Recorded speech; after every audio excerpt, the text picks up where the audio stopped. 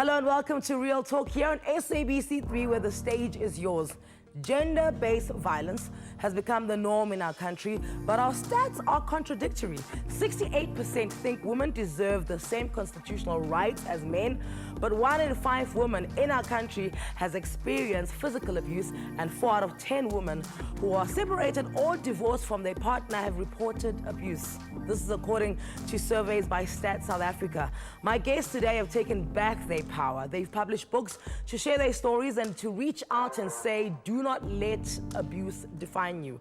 Stella, welcome to Real Talk. Thank you, Sis Anele. Thank you. This is a very brave book to write, right? Yeah, thank you again.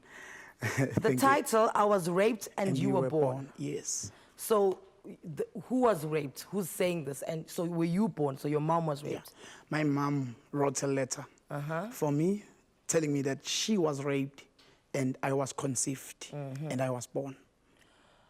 You say that you wrote this book in the midst of the Men Are Trash hashtag. Yes. Why?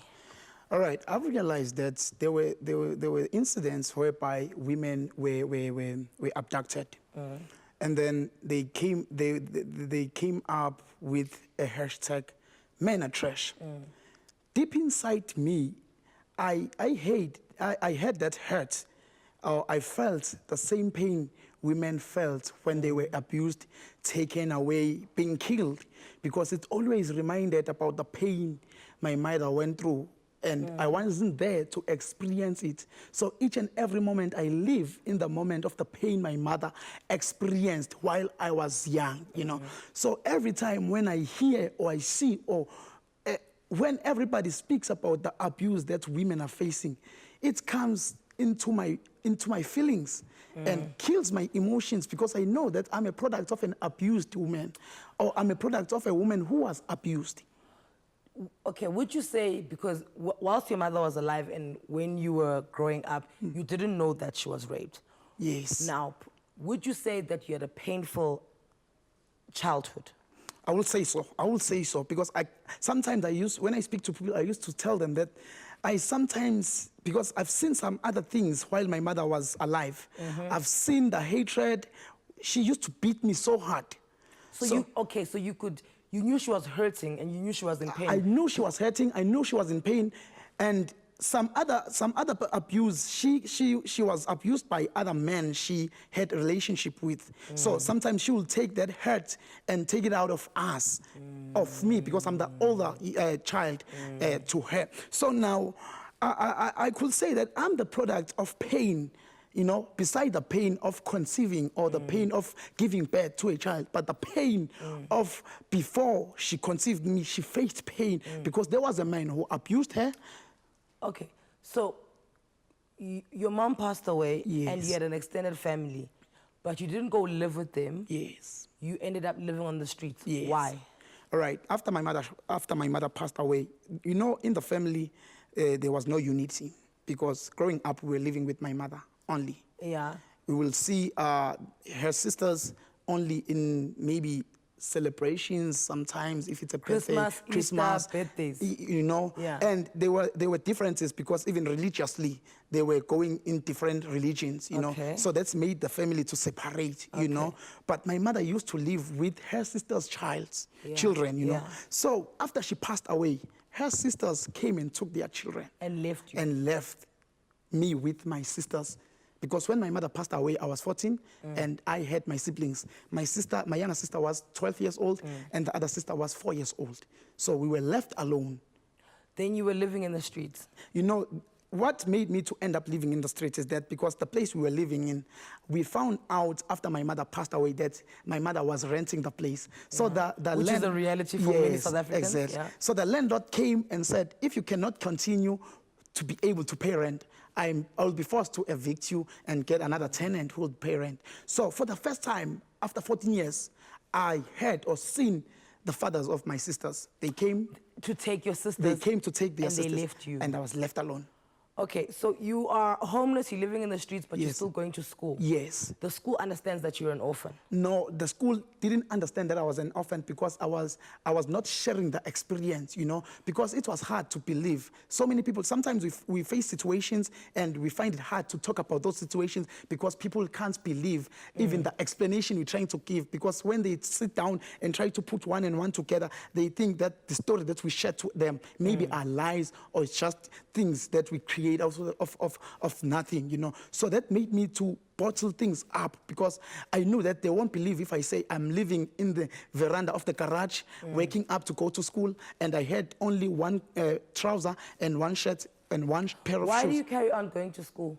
Okay, I'm this kind of a person. I'm a risk taker by birth, you know. Yeah. I have the thing inside me that says, as long as you're alive, something can be done.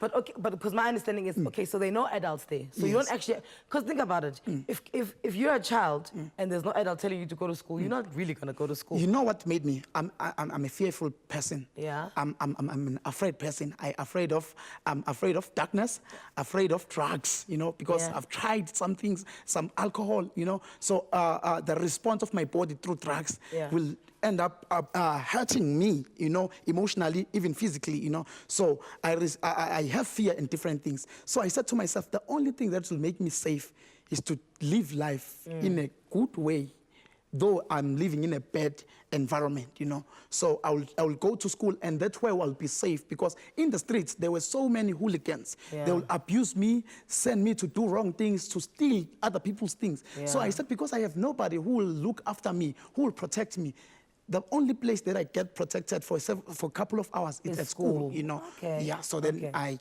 went to school. So school then wants documents from you. ne? Yes, And yes. then you go to your aunt's house. Yes. Because you think that these documents that validify who you are, Yes. they are there. Yes. You're going through the documents. Yes. And then you come across what? A letter. 2008, I was doing grade 10. The principal said, since grade 8, because I was studying, dropping out, getting back at school, dropping out, you know. But up until 2008, even teachers will say, you are a dropout. You don't want to school. You don't like education, you know, because they will say that without understanding, because I was a person who don't share a situation, you know. Even now, I sometimes say, I can handle this, you know, and I find myself, even people who are willing to help me, find a problem of they're willing to help, but they don't know because I don't express things that I face. So the principal said, I need you to go and provide something that will prove that you are really an orphan. who you are. You are who you are. You're an orphan, as you said. So when I got back and looked for documents like death certificates, a brown envelope fell down, and it was written in bold that I was raped and you were born. So it wasn't Scelo Mncube. It was literally the title was. I was raped and you were born. You know, after reading that phrase, I literally broke down. I cried. How did you know it was directed to you? You know what made me to think that it was directed to me? It was my mother's handwriting, number one, and I'm the older person at home, and I know the fathers of my little sisters, and I've never met my own father. You know, something said to me, because I used to ask my mother, Mom, who my father is, and my mother would always say, your father is Jesus, and something said to me, no, man, maybe something this will correspond to the inner person that always asks, where do I belong, you know? Okay, so despite a painful upbringing, Stella found light at the end of the tunnel. Find out how he went from living on the streets to becoming a motivational speaker and an author, and most importantly, find out what was inside that letter that was titled, I was raped and you were born.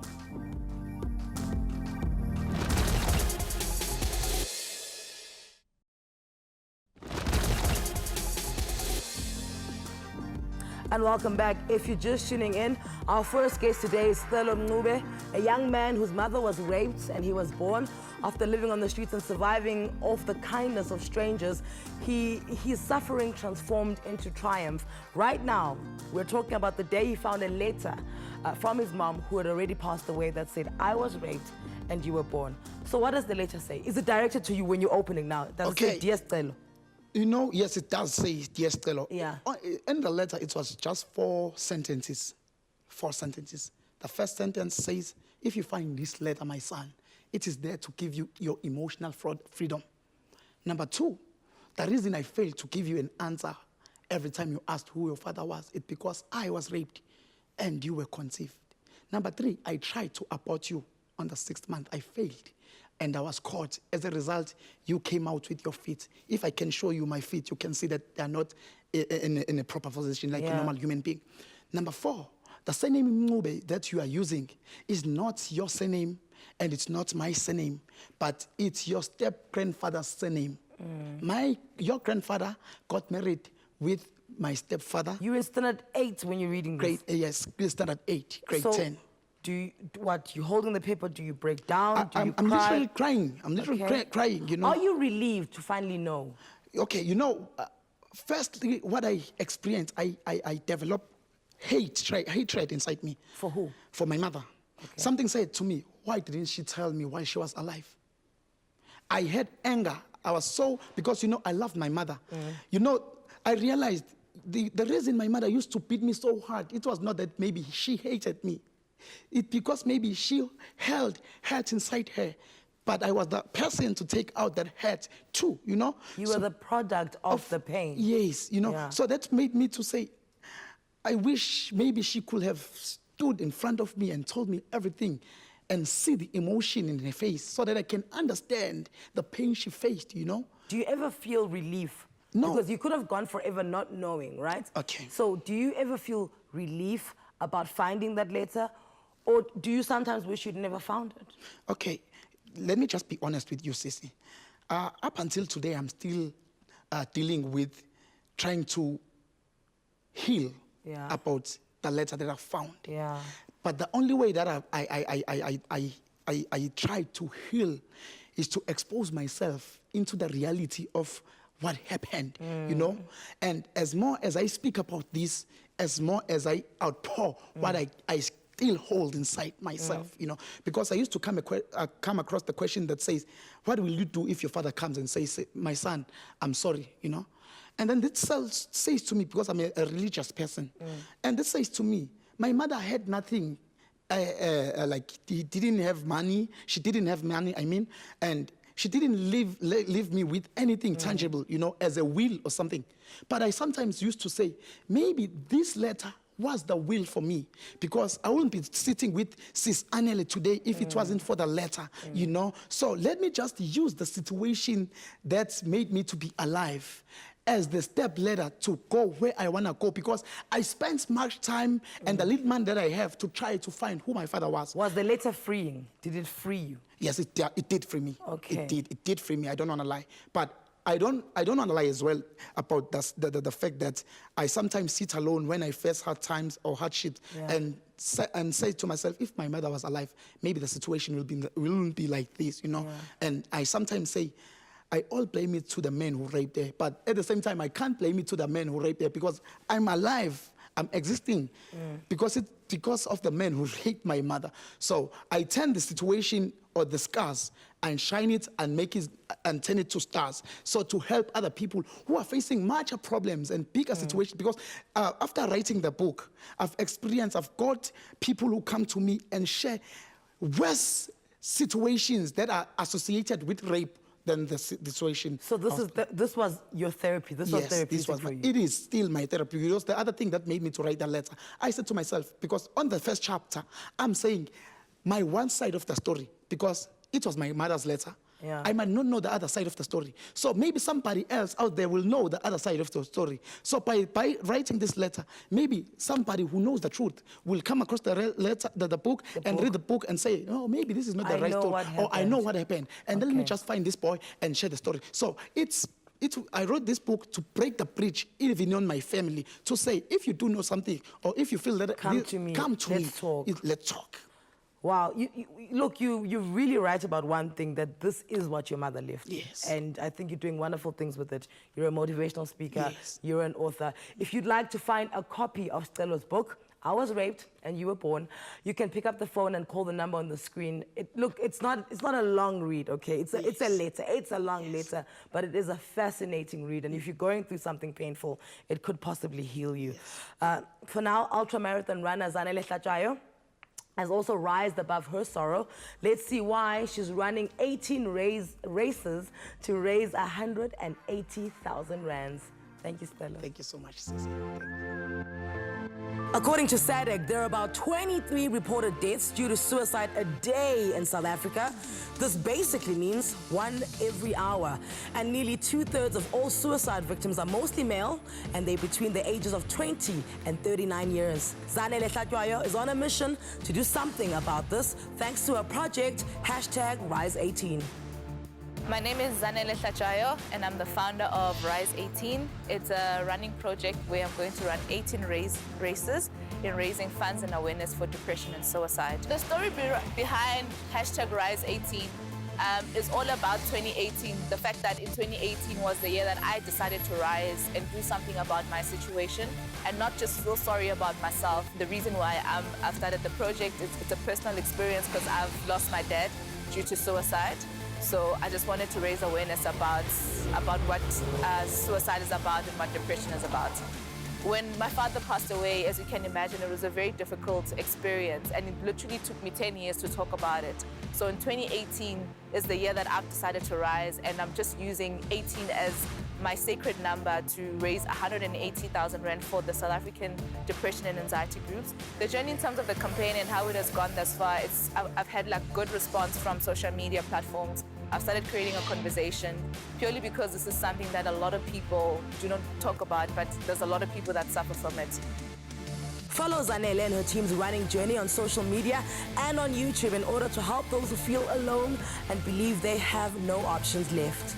At first, when I started running, I think I was running away from the situation, from the anger, from the bitterness. I was just angry at the fact that my father has literally killed himself, and I had to pick up the pieces after that.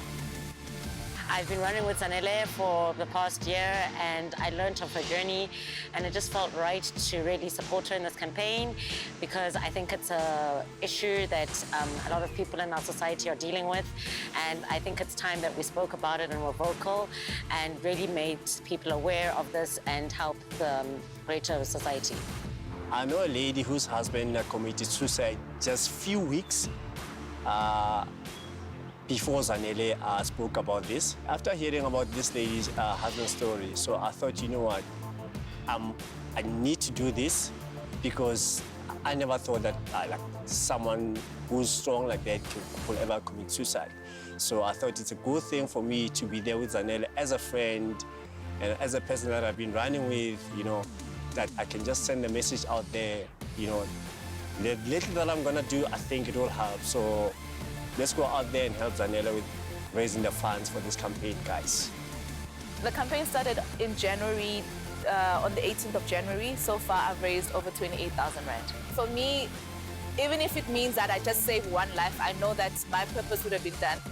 In July 2018, Anele and her team plan to run their 18th race, the Washi 100 miler, which is a 160-kilometer race, a massive challenge for any athlete. Once again, if you'd like to support Anele Mdoda's #Rise18 campaign, then go to the website on the screen now. Coming up next, legendary broadcaster Tracy Going. Find out why she describes her legacy as brutal. Trust me, you want to stay for this.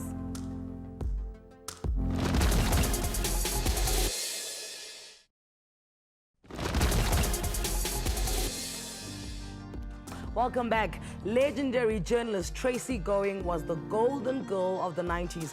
For over a decade, she was the voice of breaking news on radio and television.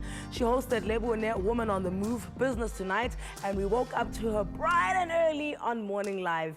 Then in the late 90s, her bruised and beaten face was splashed on newspapers across the country. 20 years later, she's written a book entitled Brutal Legacy, detailing the abuse she suffered in a short-lived romance and as the child of an alcoholic and abusive father. We welcome our inspiration, Tracy. Oh, dude, we were obsessed with you. Well, I think it's the Mutual Admiration Society. I've been following you for years. It seems like years now, 10 years. How long? Yes, yeah, It's been a while. 10-ish. My word. Well, you know, I wouldn't be here if you didn't do what you did. So let's just get that out of the way wow. very quickly. Wow. Very quickly. We used to Thank you, listen to you Anele. driving to work in the morning with my mom, and we're properly obsessed. We were together, were we already then? You see now. So There you we go, actually 20 years do know each later. other. I have 9 words that I think may echo in your life a lot. Hell hath no fury like a woman scorned. Do those words ring in your head every now and then? Those were the words that the magistrate gave in his sentencing, and I was completely horrified. Yeah. That a cliche would be used in a courtroom. Especially in a case that is about abuse, you know, and documented abuse, is that, did you feel like he was kind of downsizing your ordeal to you being emotional? At no point during the trial did I ever feel that I had his sympathy. I felt that the case had been pre-decided already. Yeah. And so I went to court, and the court case took 2.5 years. To me, it was a natural progression. I was beaten up, I went to the police station, I laid charges, and then we went to court. Yeah. I never foresaw the ordeal in court. I didn't anticipate it being like that because I thought I was going to be heard in the courtroom, and I wasn't. And I've watched court cases that are currently underway and that have taken place in the last few years, and I'm completely outraged because I feel as though nothing has really changed. Would you say that the court case, the trial, was in many ways worse than the beating itself? It was a huge violation. The court case was actually quite shameful, what I was subjected to. I was on the stand for 3 days being cross-examined and being told that you're lying, you're exaggerating, this isn't possible. Were they accepting that you were beaten up by this man? It's just that you were exaggerating it. Yes. At this point, it was still his first defence team, and then he skipped the country. And he was eventually caught, arrested on another charge in Zimbabwe and actually brought back to the country, brought back to South Africa. So you were asking me if you found that the court case was a lot more brutal than the actual beating. Yeah, so I thought I was going to be heard, and I think to have my voice taken away again in the courtroom was a serious violation, because I felt that, you know, you have the courage to go to court, and you expect to be heard. Yeah. I mean, that's where you're meant to be heard. That's the law. You've got the photographs, you've got... Oh, that's why I was starting to tell you that. So he had his first defence team when he denied having beaten me. So he changed the story. And then when he was rearrested a year later, he then got a new defence team, and he came in and changed his plea and said, yes, he had beaten me up. So even with all of that, the magistrate still found that hell hath no fury like a woman scorned. So, okay, court case happens, you move on with your life. Then we're at the 14th of Feb when Oscar Pistorius, you know, shoots dead Reva Steenkamp. And immediately you say, he murdered her, right? So, and obviously your point of departure is your own self. Yeah. Yeah, because what I've seen in my own life is a pattern of behaviour. Now, let me just put out there right now that not all men do it. I don't want to create the impression that I think all men do it, because I certainly don't, and all men don't beat a woman or rape a woman or murder a woman. But when I heard about that Oscar had shot Reva, immediately I thought, you know, he murdered her. He murdered her. You know, there's something very interesting you say in your book, and I don't realize it. I don't think you realized it, but maybe you did. That's how smart you are. You said it 3 times. You speak about Reva, about how she, you know, when you were following the court case, you saw that she pandered to his moods, right? And then when you're speaking about him, the guy who beat you up, when you, right before he attacks you, you say you're trying to match his rhythm so that you don't do anything out of place. And then you also speak about your mom, because your dad was abusive, about how she would always be smiling, you know, just to make sure that she doesn't startle him or make him angry. Now, I think you're always diffusing. Yes, okay. It's part of the pattern. This is why I want to talk about this. And that's what, when I sat and analysed, now, I mean, I'm not an authority, I wasn't there the night Reva was killed. Yeah. But it was just, and I think you're quite right, that is my reference point. So, and yes, so perhaps my perception is skewed, but when I sat and analysed, you know, when the SMSs and the messages and whatever between Reva and Oscar were in court case, in trial, I sort of felt that there was one particular line, and I can't remember what it was, but to me, she was already starting to pander and excuse his behavior. Yeah. But now, I mean, I can't state that with authority. You know, it was just my perception. So I'm not coming here to tell you that Oscar murdered Reva. Yeah. No, I'm just using it to reference to you because... Yes, because I start my book with him. Yes, and fascinating, and the way you kind of, you know, bring yourself in and talk about your own life, because there's a bit of an unfinished business in dealing with what happened to you, with you, which you then use the whole Oscar case to do it, right? Well, I almost fought, I took on Reva's battle, you know, at home, watching it, and I think many of us did, you know. We fight for ourselves through those cases, through things like that. When we hear other women are murdered or raped and we identify with it, we fight for ourselves, we're fighting for our own survival. The relationship with him was short-lived. How long is short-lived?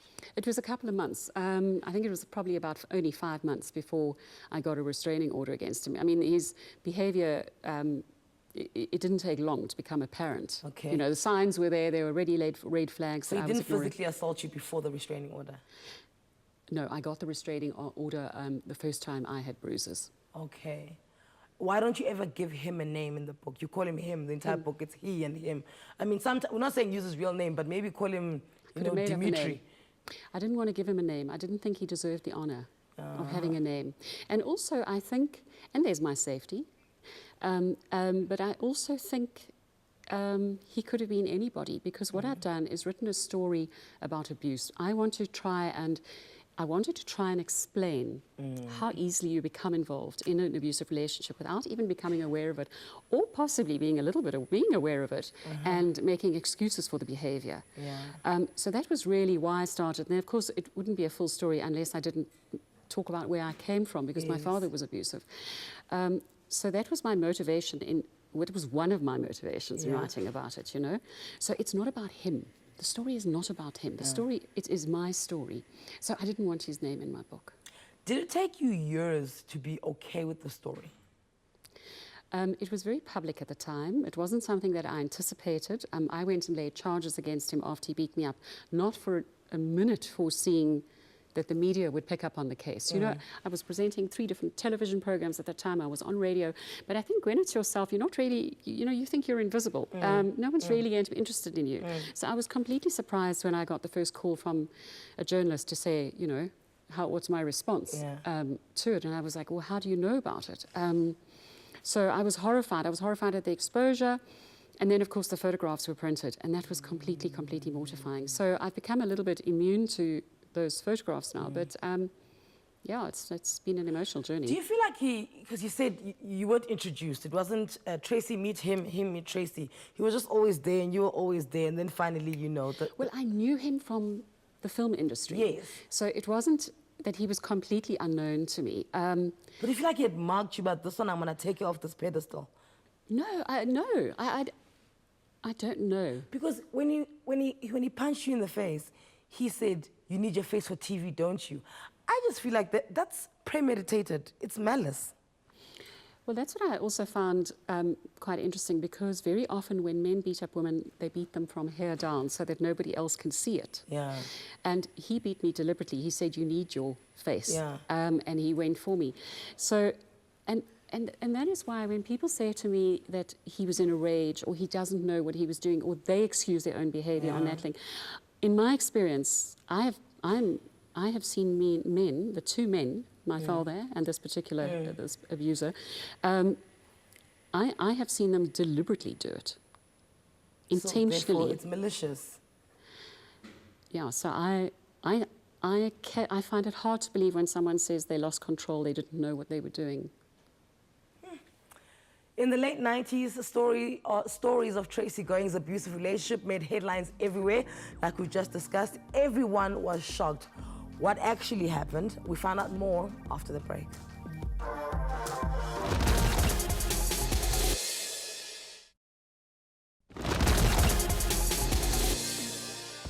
Welcome back. So many of us know our guest Tracy Going as an accomplished and legendary broadcaster, and her latest book is not her first. Did you know that she's the author of 2 children's story cookbooks that have won Best Cookbook Awards and 2nd place at the Paris Cookbook Fair?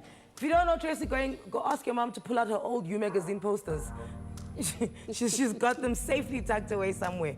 So in this book, Brutal Legacy, I think, you know, when I read, you know, I'll be like, oh, but the first time I went, was when you said on page 35, my mother's level of education became a convenient and deliberate weapon of contention in the home. Education and religion, nothing more was required. My mother being clever and in a relationship with God, this was enough to unleash the rage. So basically, this is where you're saying your father gave himself excuses to beat your mother up, right? So now when you grow up in a situation like that, are you afraid of your own success because you witnessed the success of your mother being the reason she was beaten up? No, no, no, no. I mean, that's quite remarkable when you see strong women and women keeping families together when there is such a level of abuse. I mean, your previous guest just now, I mean, I'm completely horrified at his story. You know, you never, it's the first time I have ever met a victim of a child from a rape. And I thought he was enormously proud. And him as well, you know, he talks about the mother and then the absent father. And I think a lot of us define ourselves because of our mothers. So I certainly wasn't, I was fully aware of the fact that she was keeping things together. So with this guy, I mean, I've already touched on it. I almost feel like he was attracted to your success. He was attracted to this light of yours, but you know, the light in itself was just way too bright for him, and then that's why he wanted to dim it. When was the first time you felt unsafe around him? It starts, there was an incident and we'd only been seeing each other probably for about 2 months. And I heard him on the phone to his ex-girlfriend. And he was screaming and swearing at her. And as he put the phone down, I mean, I just went ice cold. When you hear a raised voice and you've grown up in a home of violence, I mean, immediately you shut down. And I looked at him and I said to him, you wouldn't speak to me like that, would you? And it wasn't a question. And he said to me, you'd never deserve it. You'd never deserve it. And I looked at him and I thought, you're so right, I'll never deserve it. And now, of course, when I say those words to you now, I go ice cold. Because that was when he transferred his behavior onto me. Yeah. You'd never deserve it. So but I'm going to make damn bloody sure that, that you are going to deserve it one day. So I think already right then, the underlying threat was there. You'll never deserve it, or will you? Then comes car doors being kicked in, the dog being kicked. And the message is very much there that you're next. Yeah. But this is not an isolated incident. I mean, this is a pattern of behavior. You know, I'm not the only woman that he has beaten up. And right at the end of the trial, after my trial, another woman came out and spoke. And, I mean, her story was absolutely horrendous. But yeah, it's not an isolated, it's not a once-off. Did you ever lambaste yourself and be like, oh, you know, I shouldn't have opened the door when he came. I should have met him out on the street. You know, when I went to the room to get what he wanted, I should have locked the door and then wait for, you know, security to come. You know, does it play over and over in your head and how you could have avoided it? Anele, when you get beaten up or abused on any level, they take away your sense of certainty. They take away your sense of who you are and your sense of self-worth. So you are left feeling, you're left floundering. So I doubted my ability to judge other people. So he took that away from me. Because he was desensitizing you to it by kicking the doors and then kicking the dog and all of that. So that, you know, because it never got to him hitting you all those times, you thought to yourself, no, he won't hit me. And you think you can manage it, you see. You think you'll keep a lid on this, you know, it's not going to escalate. I won't be my mother, you know, I won't ever be beaten up, because as a child I decided that this would never happen to me. So I really thought that I could manage it. I thought it wasn't as bad as it was until the bruises. And then there was no denying. And I think probably because of where I came from, I did walk away. But I did open the door after the restraining order, because you want to know why. Why have you done this? You want answers. You want to understand a violation. And then he is the one who violated you. So it's almost as though he's the only one who can give the answers. And I think that's often why women also go back, is for trying to reclaim themselves. Your mom said I never liked him when she was taking you to the hospital. Why did she never like him? She obviously saw something in him that I was choosing not to see. because she'd spent those years with your abusive dad. And when the next day you slept over at home in your old bedroom, right? And when she comes in and she brings you the tea, and she's like, must I open the curtains? You're like, no, don't open the curtains. Just put the tea down and leave, and I want to be left alone. You say she nodded knowingly. What did she know? I wonder how, we've never spoken about it, but I wonder how she felt. How do you feel looking at your daughter who's been beaten up? It must be a terrible thing for a mother. I know when I was beaten up, one of the biggest issues was not passing on. That's why also the book is titled Brutal Legacy, because not only did I get it from my father and then I was beaten up, but I passed it on to my son as well. Not that he's violent or anything like that, but I brought violence into his life. I brought it into his home. So I think as a mother, it must be a terrible thing to see your child being beaten up, because I think maybe you also think your children will have a better life, a different life. And because she was strong and she left your father, you know, she's almost hoping like, but I took them out of that, you know, I didn't leave in a coffin, so I was hoping that this would not happen to her.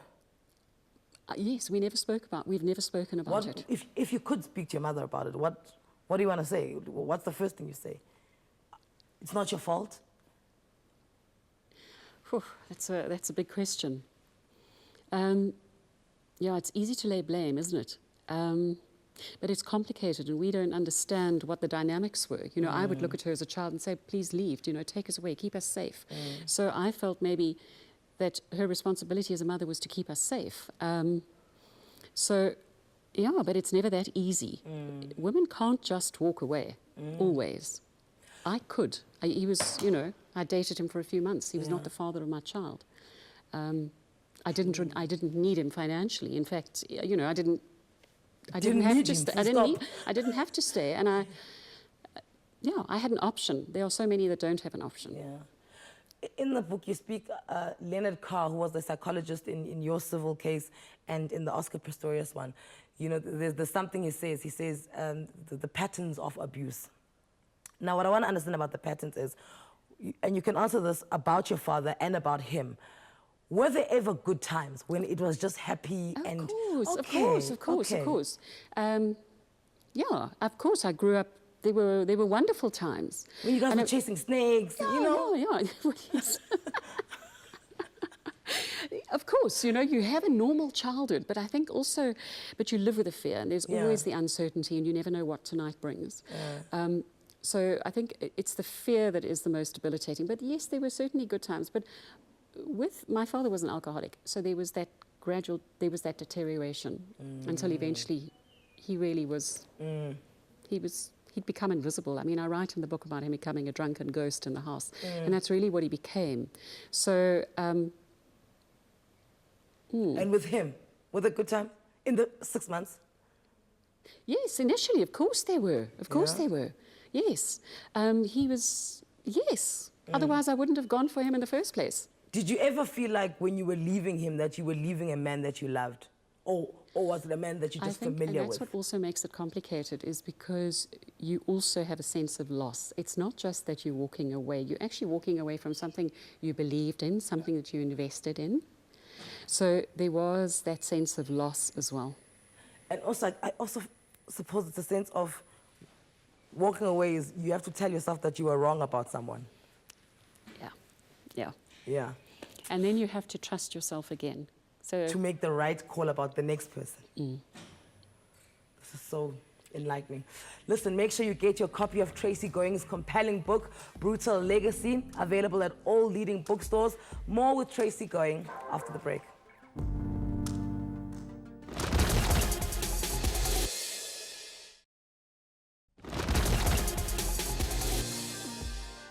And for the last time today on SABC 3's Real Talk with Anele, welcome back. My guests today have overcome harrowing ordeals, but ultimately what really matters is that they're still standing and stronger than ever.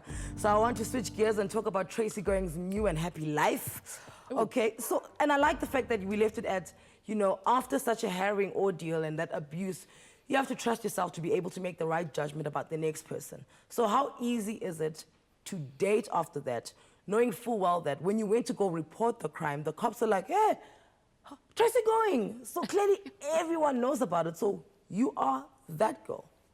How easy is it to learn to trust again? Yeah, to learn to trust again. Actually, funnily enough, look, the court case went on for a very long time, but it wasn't long after the court case came to an end that I actually met my husband, and I had no intention of meeting. I did, man, no, at all, you know. So it didn't actually take long. But then, as I say, I never really had a trust issue with men. It was myself, and even as I was writing the book, I had to still forgive myself, you know, for making a huge mistake. What's that process like, forgiving yourself? What do? Do you write yourself a letter? Do you Well, I sit wrote a book, and that helps. That helps enormously. Actually, and there only you go. then did I understand the power of writing. You know, so many people journal. Yeah. And only now do I get it. But I'm not going to journal. It was too much like hard work. Yeah, but it is a process. Healing is a process. And the same thing that has taken me so long to write the book, I could have written it 10 years ago, but it wouldn't have been the same book. I needed to get some perspective. I needed to do a lot of healing. Even though I was happily married, we carry it with us. We carry our stories with us, you know. When was your first real cry? You just... In the book? No, wait. Just from when, you know, the abuse happened to now, when you cried, but you also knew why you were crying. You weren't using a sad episode of Days of Our Lives to cry, and then you know, like, but when you said, okay, every tear that is coming down now is I'm healing because I was hurting. Well, I certainly cried a lot during the trial. Okay. It was such an ordeal, and it was so humiliating, and it was so shameful, and I was made to feel so worthless. But writing the book, also, when I was describing the scene of him beating me up, which would be a brutal scene anyway, because it is an act of brutality. But my neighbours broke the door down to get me out. And as I was writing about it, and I wrote about, as they broke the door down, I knew I was safe. And I completely collapsed writing. And it took me a while to go back to start writing, you know, to pick up and write. So I would sometimes, there were quite a few times where I had to walk away 2-3 weeks at a time, not being able to write. And then when I got to the court case, and the way we are treated in the courtroom, or certainly what I've seen, and you know, cases being publicised, and I mean, also when I start the prologue of the Oscar Pistorius trial, and you had Michelle Berger, who was the witness, and the way that she was humiliated in the courtroom. Well, I saw it as that, belittled. It was as though, you know, that's the way we're being treated. So I got very angry when I got to that part of the writing of the book. What I like about the book is the entire book is almost an ode to women, and you know, be it suffering the abuse, suffering the reporting of the abuse, suffering the waiting for trial, suffering the entire trial, and then afterwards, you know, picking up your pieces. Did you ever see him again? No, I haven't seen him again. After I haven't seen him again. He walked out of the court case and he hit me with his elbow. As we walked out of the court case, he hit me and he laughed in my face. And that was the last time I saw him. And I hope it stays that way. But I mean, we sit here, the two of us, and I was watching you just now, and we are empowered women. Yeah. You know, we are lucky. We have a voice. And we are lucky. Yeah, and it's just awesome to be sitting here with you and just feeling that power. Yeah, you know what it is about the reality of South Africa and the reality of, you know, where we are, is that South Africa is full of empowered women. You know, the fact that there are many female-headed households tells you that they are empowered women. The fact that there are many there are more single mothers in South Africa than there are nuclear relationships, right? Absolutely. So it means we are empowered women, yet the abuse still happens. And I feel we don't speak out about it because I'm supposed to be this empowered woman. I'm supposed to be strong. I'm supposed to have it all together. And if we do speak out, we are silenced. You're silenced by family. Your last guest was saying when his mother spoke, you know, nobody wanted anything to do with it. And nobody wanted anything to do with him as the child of a rape.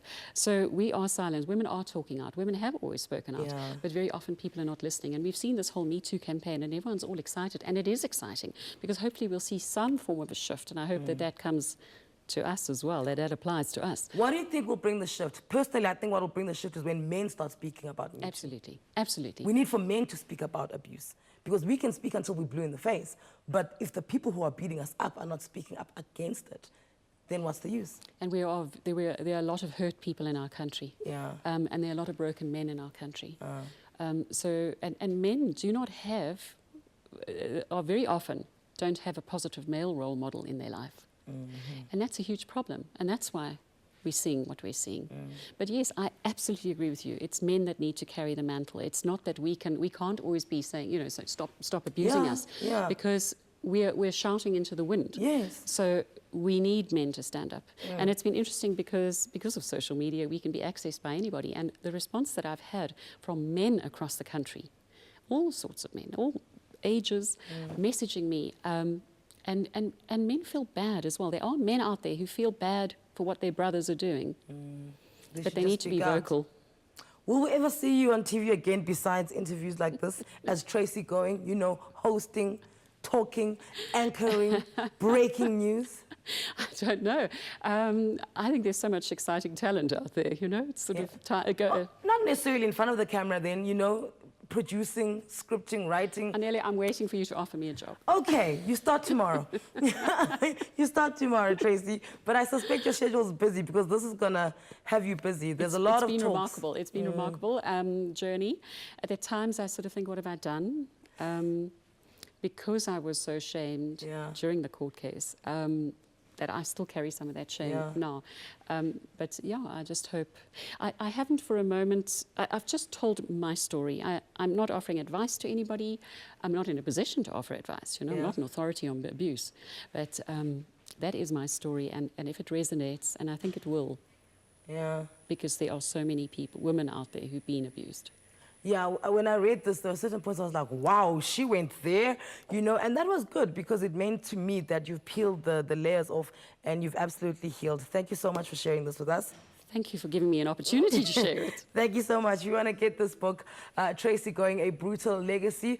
A massive thank you to my guests today, Tracy as well as Stella Mncube. Their stories aren't isolated incidents. We just spoke about this. It could happen. It is currently happening to someone. If you too are a survivor of a traumatic experience and you're in need of help, call the Lifeline National Counseling number on the screen right now. Join us again tomorrow for more Real Talk right here on SABC 3. From myself, Anele, and everybody on the team, it's a good night.